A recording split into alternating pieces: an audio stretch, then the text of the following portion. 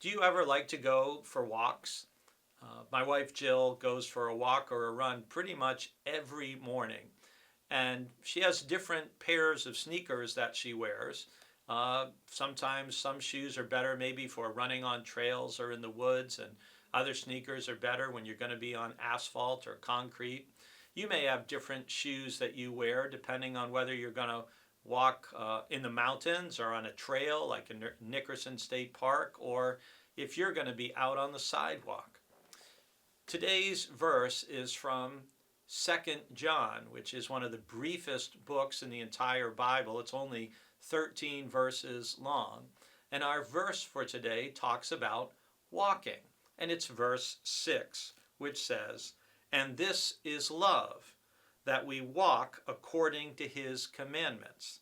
This is the commandment, just as you have heard it from the beginning. You must walk in it." What's interesting about the brief letter of Second John is the word truth is mentioned 4 times. The word love is mentioned 4 times. This image of walking is mentioned a couple of times. And it struck me that just like we have particular shoes we like to put on our feet when we're going walking, that Second John, in a sense, is encouraging us to walk in truth and love, in obedience to God's commands. And I wonder if it would have any impact at all if every time you put on a pair of shoes, if you would think of one of your shoes being truth and the other shoe being love. And so that it was a visual reminder of the need to walk in truth and love every day. You could even name your shoes truth and love if you wanted to. You could name the right one or the left one in whichever way you wanted, but your shoes could be truth and love. And every time you put them on, it could be a reminder, I am called to walk according to God's commandments. And that primary command, which is right before this verse, is let us love one another.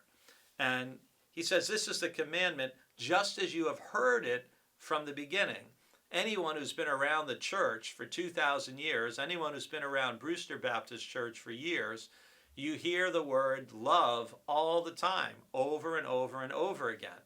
But as Second John is asserting to us, that's the way we must walk in. We must actually put love into action. We have to practice it in our relationships, in our conversations, in our interactions with people we know as close as family or good friends, and even to people who are strangers to us.